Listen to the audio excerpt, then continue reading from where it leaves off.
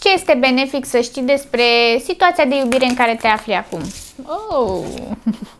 Cineva vrea să vorbească, da? Mesajul ăsta chiar trebuie să fie transmis. De-au căzut cărțile atât de repede. Regina și regele de spade. Față în față, da? La suprafață reci, dar în interiorul lor se duc și se dau lupte foarte grele, da?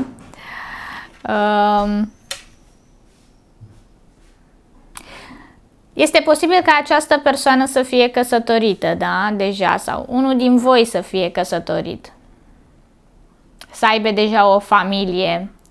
Și din acest punct de vedere e puțin mai înfrânat, da?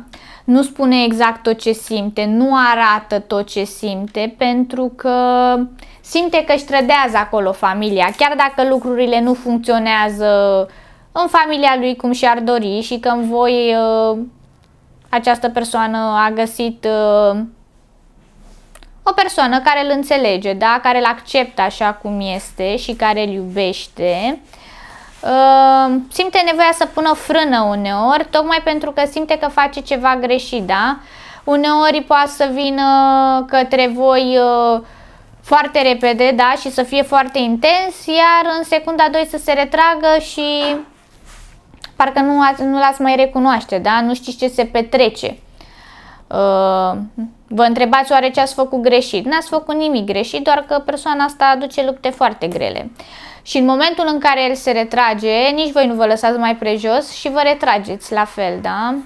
Nu alergați după el, asta se vede. Ok, ce spui? Ai ales să te retragi, foarte bine, hai, retrage-te.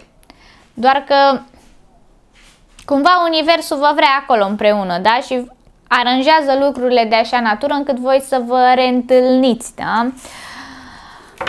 Este posibil să fie avut discuții ca persoana aceasta să divorțeze, da? Să iasă din relația în care se află. Posibil să vă fi refuzat, să vă fi zis că trebuie să mai aveți răbdare, da? Iar asta vă face să vă retrageți, da? Să fiți pe gânduri.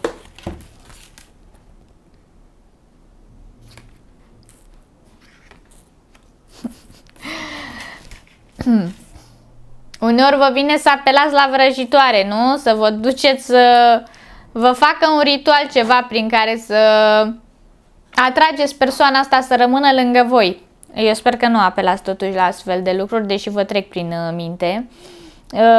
Simțiți că vreți persoana asta doar pentru voi, da? Să fie a voastră în totalitate, nu mai suportați să stea cu voi 2-3 ore, apoi la ora, nu știu, 3-4 dimineața să se ridice de lângă voi să se ducă la cea de acasă, da? Simțiți deja că ați adunat foarte multă greutate, da? Că nu mai faceți față acestei situații. Și vă întrebați că până la urmă ce aduce situația asta, da? Voi cu ce vă alegeți?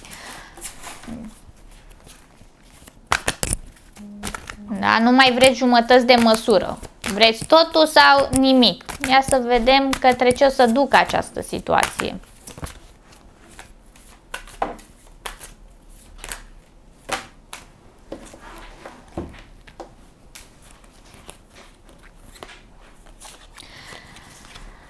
Foarte multă toxicitate aici, da? Dar această toxicitate există pentru că, deși este o situație complicată, vă atrageți foarte mult unul pe altul, da?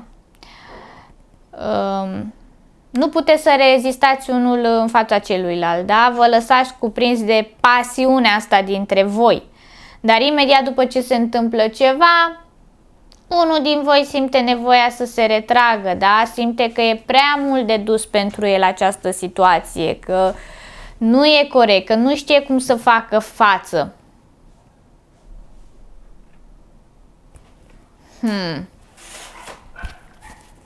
Sunteți continuu într-un dute vino, da?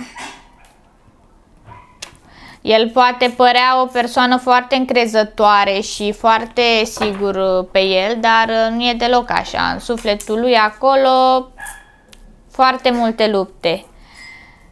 Știți vorba aia, una e mama la copii, alta e pofta inimii.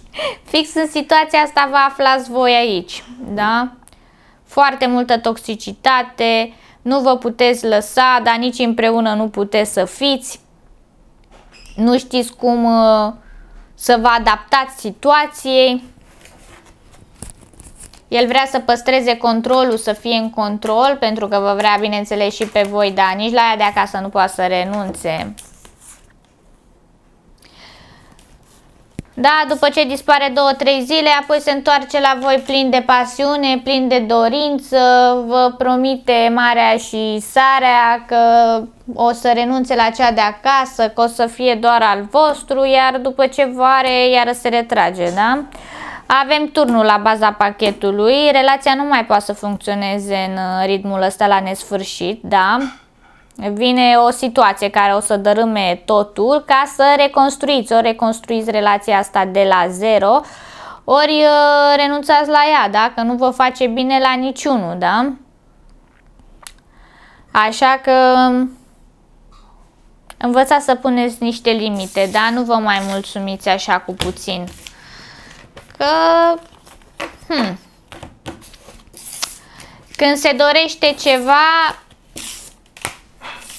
persoana trebuie să fie mai sigură, da?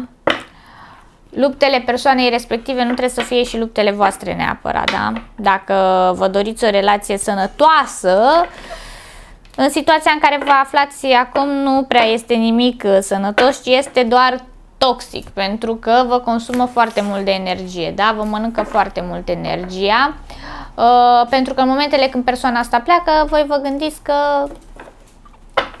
nu o să se mai întoarcă, apoi vedeți că se întoarce, da? E acest du-te vino către voi foarte, foarte puternic. Bun, sper că v-a fost de folos citirea și nu uitați să vă abonați la canalul meu. V-am pupat!